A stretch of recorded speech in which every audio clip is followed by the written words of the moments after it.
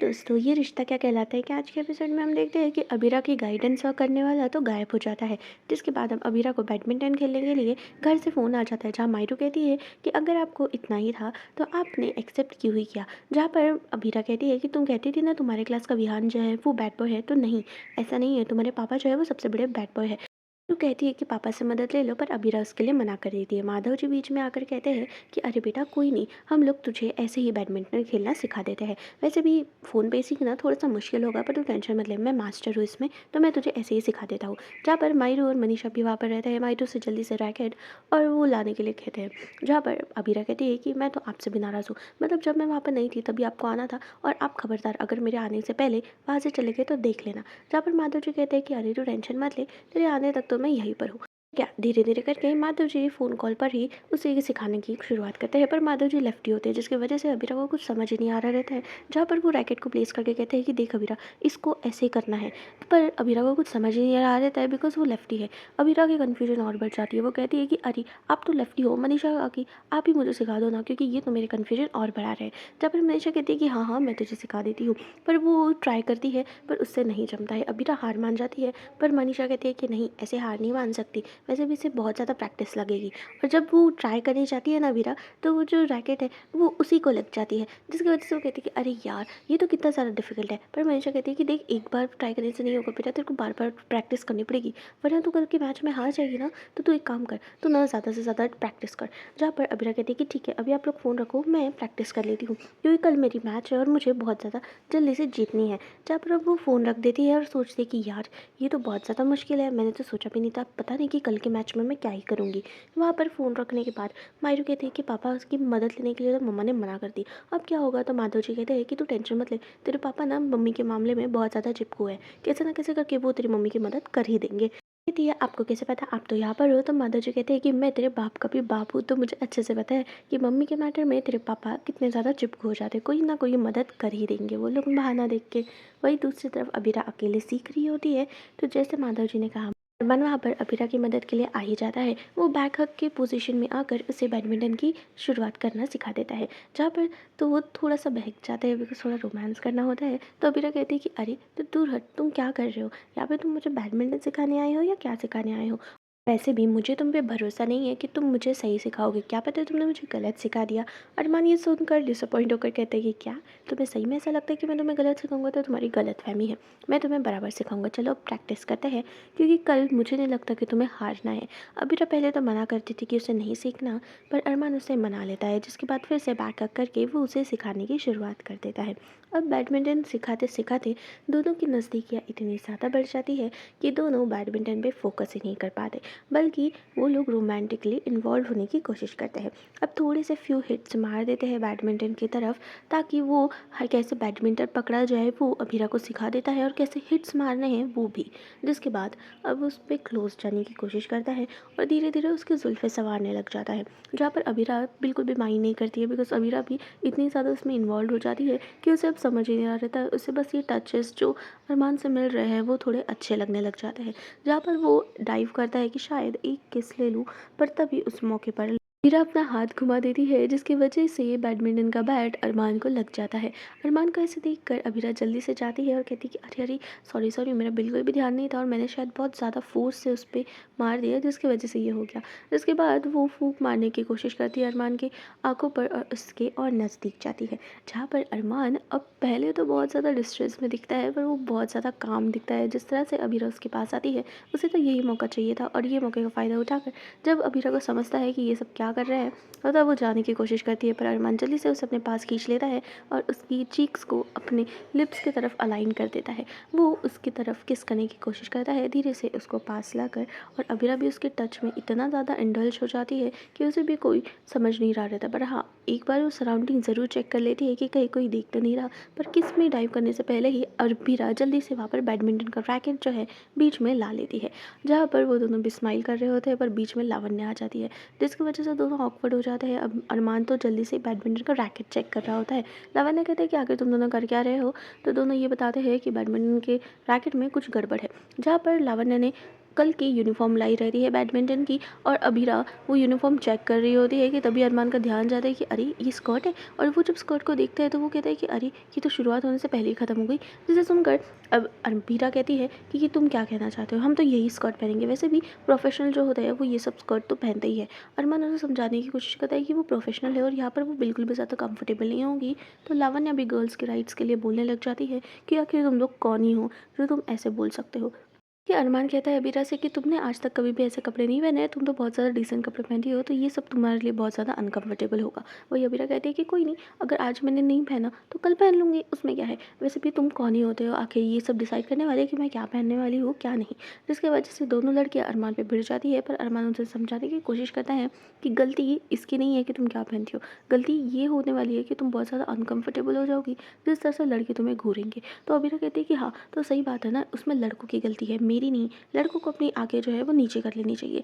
जहाँ पर अरमान कहते हैं कि यार तुम बहुत ज़्यादा ज़िद्दी हो, मेरा ऐसा कोई रिस्ट्रिक्शंस नहीं है तुम पर, प्लीज़ मेरी बात समझने की कोशिश करो।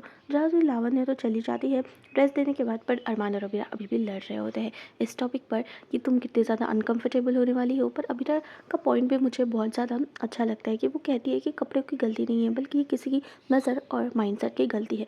जिसके बाद अभी टॉपिक एंड होने के बाद अरमान कहते हैं कि यार तुम बहुत ज़्यादा ज़िद्दी हो, और वो मना कर देता है सिखाने से। पर फिर बीरा कहती है कि ठीक है, अभी हमें इस पे फ़ोकस करना चाहिए, कल क्या होगा वो कल देखा जाएगा। जब अब वो दूर होकर उसे सिखाने की कोशिश करता है तो बीरा कहती है कि आखिर तुम इतना दूर क्यों सिखा रहे हो मुझे? पास आके भी तो सिखा सकते हो। तो अरमान कहता है कि क्या हो गया ना, मैं ना थोड़े इंटेलिजेंट जो गर्ल्स रहते हैं ना, उनसे दूर ही रहता हूँ। जिसके बाद वो दोनों भी मैच की प्रैक्टिस के लिए तैयार होना शुरू कर देते हैं, जहाँ पर वो रैकेट से उसे समझा रहा रहता है। अब कल का दिन आ जाता है जहाँ पर हम सारे प्लेयर्स, बॉयज़ और गर्ल्स के प्लेयर्स को देखते हैं, जहाँ पर बॉयज़ तो बहुत ज़्यादा चीयर अप कर रहे रहते हैं, और गर्ल्स के लिए तो वो लोग बोलते हैं कि गर्ल्स तुम तो लूज़ ही करने वाले हो। जहाँ पर सारे बॉयज़ इंतज़ार करते हैं लड़कियों का, और एक एक करके सारी लड़कियाँ आ जाती है। अब लड़कियों को देखकर लड़के तो बहुत ज़्यादा इम्प्रेस हो जाते हैं, और लड़के उनके पैरों की तरफ ही देख रहे होते हैं, बिकॉज़ उसने शॉर्ट इतनी स्कर्ट पहनी होती है। यहाँ फाइनली अबीरा की बारी आ जाती है, और अबीरा वहाँ पर एंटर करने वाली रहती है, बट वो जब स्कैन करती है एरिया तो उसे पता चलता है कि सारे लड़कों का ध्यान उसी पर है। जिसके बाद वो कैसे भी करके थोड़ा कंफर्टेबल हो जाती है, और ये सब की स्टेयर्स अलग करके वो जाने की कोशिश करती है। पर वहाँ पर एक लड़का रहता है जो ओपनली उसे प्रपोज कर देता है कि अबीरा क्या तुम मेरी गर्लफ्रेंड बनोगी करके। ये बात सुनते साथ ही अरमान को गुस्सा हो जाता है, और अरमान उस लड़के की फ़ाइट हो जाती है, जहाँ पर वो लड़का कहता है कि अरे तुम्हें क्या प्रॉब्लम है, क्या पता इसे मेरी गर्लफ्रेंड बनना हो। तो अरमान कहता है कि नहीं, यहाँ पर इसका हम रिश्ता करने नहीं आए हैं, वैसे भी हम यहाँ पे प्ले के लिए आए हैं, तो वही करो। जिसके बाद अबीरा उसे साइड में लेके जाके कहती है कि अरमान तुम्हें शांत होने की ज़रूरत है। पर अरमान कहते हैं कि नहीं, मुझे ये प्रॉब्लम नहीं है कि तुम क्या पहनती हो क्या नहीं, पर अगर यहाँ पर कोई लड़का तुम्हें अनकंफर्टेबल फील कराने की कोशिश कर रहा है, जिसकी वजह से तुम खेल नहीं पा रही हो, प्ले पे फोकस नहीं कर पा रही हो, तो उसे तो मैं देख लूँगा, उसे मुझ पर छोड़ देना, उसे सबक कैसे सिखाना है वो मैं देख लूँगा। जिसके बाद अबीरा को थोड़ी तसल्ली हो जाती है, और फिर वहाँ का जो रेफरी रहता है वो जल्दी से रूल्स एंड रेगुलेशंस सुनाने लग जाता है कि बैडमिंटन का अगर एक भी डॉट मिस हो गया तो उसके वजह से वो प्लेयर जो है वो आउट हो जाएगा, और उसके चलते दूसरा प्लेयर की एंट्री हो जाएगा। जिसके बाद अबीरा स्टार्ट नहीं करती, अबीरा अपनी चेयर पे बैठी रहती है, पर वही लड़का जो उसे प्रपोज कर देता है वो बार बार उसकी तरफ घूर रहा रहता है, और उसके स्टेज से वो बहुत ज़्यादा अनकम्फर्टेबल हो जाती है।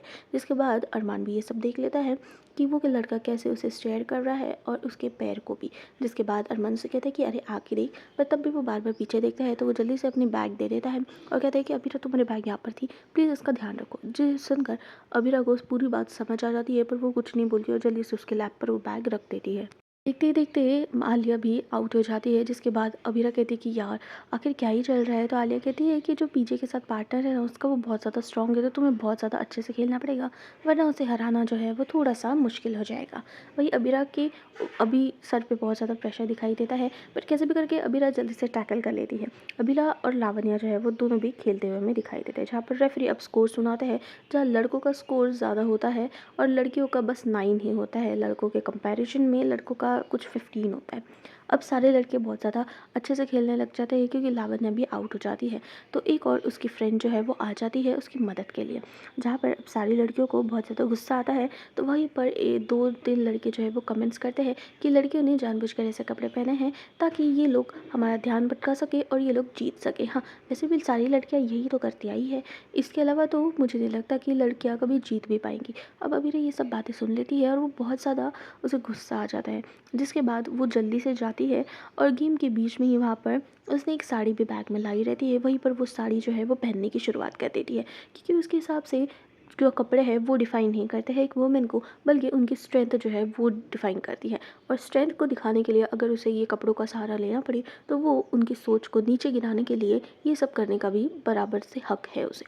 वहाँ पर अब वो वापस कोर्ट में चली जाती है, जहाँ पर कमेंट्स पास हो जाता है कि आखिर अब ये साड़ी पहन के क्यों आई है। और उसका अपोनेंट जो अरमान के साइड में राहुल नाम का लड़का रहता है, वो कहता है कि अब क्यों साड़ी पहन के आ गई हो, अच्छा तुम्हें रियलाइज़ हो गया है कि मैं इससे डिस्ट्रैक्ट नहीं होने वाला, है ना।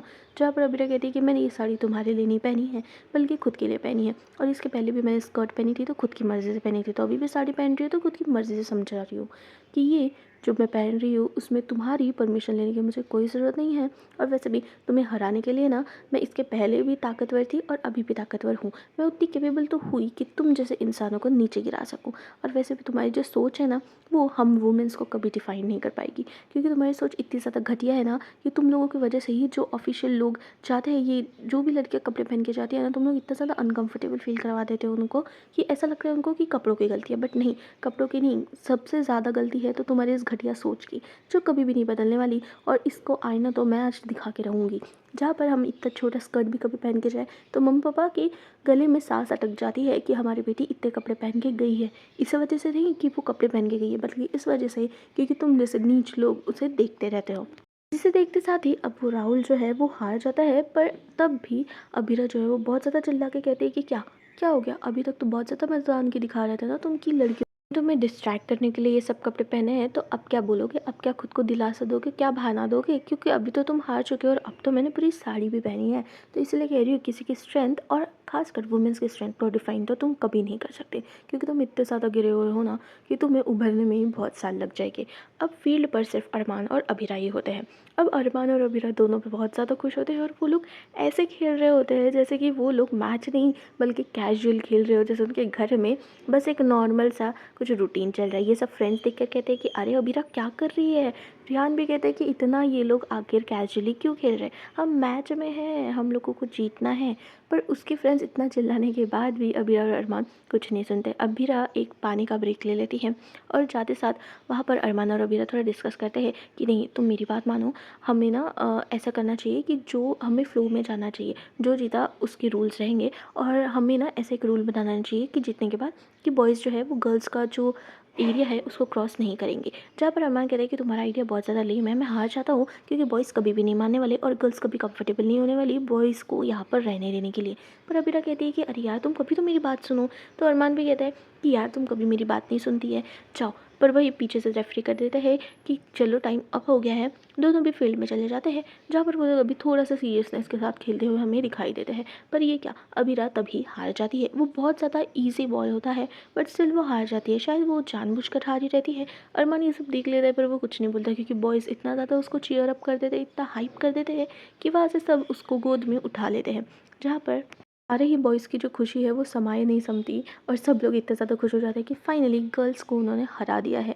जिसके बाद सब लोग सेलिब्रेट कर रहे रहते हैं कि आलिया आ जाती है और अबीरा से कहती है कि अबीरा तुमने जानबूझ के तो मिस नहीं किया, क्योंकि ये कितना ईजी शॉट था, हम आराम से ये मैच जीत सकते थे। अबीरा कहती है कि सॉरी यार, मेरे से गलती से मिस्टेक हो गई। तो दोस्तों ये एपिसोड यहीं पर ख़त्म हो जाता है। मैं कल मिलूंगी न्यू अपडेट के साथ। तो अगर आप इस चैनल पर नए हैं, सब्सक्राइब करना भूलना मत।